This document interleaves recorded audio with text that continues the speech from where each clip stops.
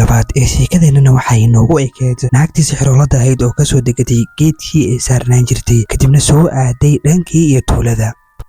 haddii aadan soo daawanin labadii qayb ee hore ee sheekadan ma malaynahay qaybtan inaad ku raaxaysan doontid. si aad qaybtan saddexaad ee sheekadaad ugu raaxaysatid isku day inaad soo daawatid labadii qayb ee sheekadan. waxaan xilligaas lasoo garaacayaa guriga nin lagu magacaabo Suhaas,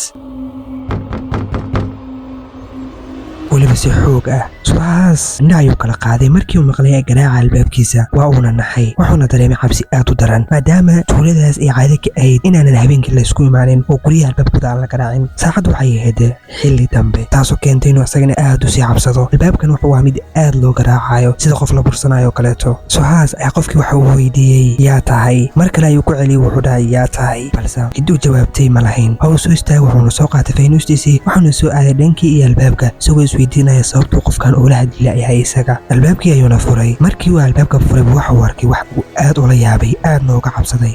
wuxuuna arkay qof sii jeeda lehna timo aad u dhaadheer, waxayna ahayd naag oo meesha taagan. wuxuuna dhahay yaa tahay, maxaadna meeshan ka qabanaysaa xilligan? looma jawaabin markaas, waana laga aamusay. ilaa hal mar ay naagtii sixiroolada ahayd ku soo jeesatay, isagina uu aad u sii naxay. indhaha ayuuna aad u taagay isagoo aad ula yaaban. waxayna ku tiri maya xasuusataa aniga? ninkiiba uu hadli waayey, hadalna waa kasoo bixi waayey. waxayna mar kale ku celisay waryaah, aniga maya xasuusataa? balse Suhaas wax hadala afkiisa kama soo bixin. wuxuuna bilaabay inuu aad u dhidido. waayo u soo dhawaatay, weliba si zaa'id ayay isagoo ugu soo dhawaatay. waxayna ku tiri waxba ha ismaamaahin Suhaas, maya xasuusataa aniga? wax kale maysan ku dhihin. wuxuuna bilaabay inuu qayliyo, wuuna dhaho waxaan run ma ahan, macquulna ma ahan, waxaan run ma ahan, macquulna ma ahan. intaasoo keliya ay ku celcelinayay. balse naagtii sixirooladeeda waxay ku bilowday inay feerto, weliba isha ay ka feerto, sidoo kalena ay ishii ka soo rito iyadoo dhahayso kumaanan cafinin, kumana aanan deynin adiga iyo saaxiibadaaba. waxayna bilowday inay ishii kasii feerto isaga, weliba si xoog leh, weliba gacdiyaheedii aad ku dhaadheera ay ku feerto. gadaal ayuu cararay, waxayna tiri kuma deyn doono caawa, waa maalinkii aad dhiman lahayd. waxayna markiiba ku bilaabaysaa inay cidiyaheedii aad ku dhaadheera ay aad ku adadka ay ku bilowdo inay feeraha ka gelgeliso ilaa uu ka nafbaxay oo uu ka dhintay.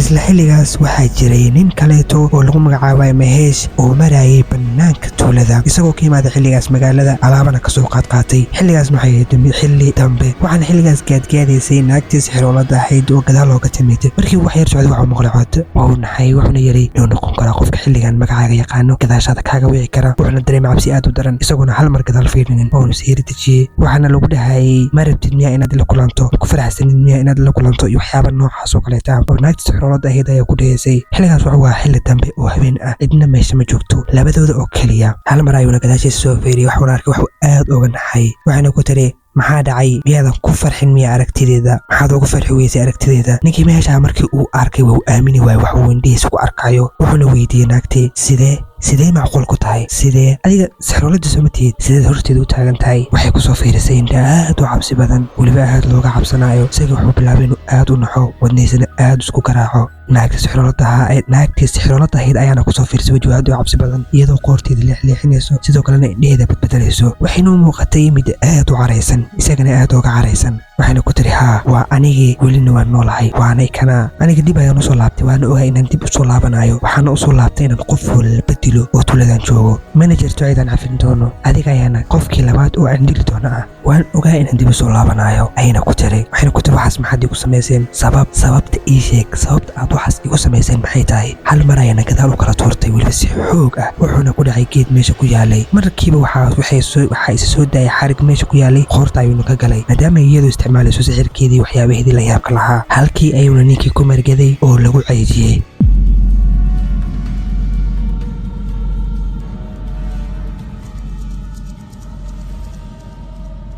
waxaa jiray xilligaas oday lagu magacaabayo Saalax oo iskaga raaxaysanayay beer uu isagu lahaa bannaankeeda. wuxuu ahaa mid sigaarkiisa iska cabaayay, jawigiisana uu u degan yahay, sidoo kalena aysanba ka qasnayn. wuxuuna sikadiisa isagu maqlayo codad meeluu ka imaanayo uusan garanaynin. xogo waa uu iska yara dhagatiray, laakiin markii dambe aad ay u dareemeen inuu codadkan yahay qof meelaha kalow. wuxuuna yara dareemay cabsi aad u daran. codadkaas waxay ahaayeen kuwa geesihiisa gadaashiisa ka imaanayo, balse ma uusan fahamsanayn. wuxuuna hamar maqlay qof dhahayo weriya Saalax. gadaashiisa ayuu ka dareemay qofka inuu taagan yahay. wuxuuna yidhi yaa waaye, yaa waay ayuu ku celceliyey yaa meeshan jooga ayuu dhahay balse qofna lama hadlin oo waa laga aamusan yahay waa uu cabsaday waa uuna jareeyey wuxuuna hal mar arkay naag tima aad u dhaadheer leh oo hortiisa taagan waxayna ku tiri waryaa saalax miyay xasuusataa aniga sidii ay ku hor ku dhicisaahin isagina ku tiri miyay xasuusataa waxa dhacayna ma xasuusataa isaga uu hadli waayay hadalkan waa ku dhigay wuxuuna aamini waayay waxa ay indhihiisu arkayaan waxba hadalka waxayna ku tiri waxba inuu hadalka ugu dhigin dib dambe uga hadli doontid waana maalinkii kuugu dambeysay waxaana ku wadaa macmacaankaagii weliba in yar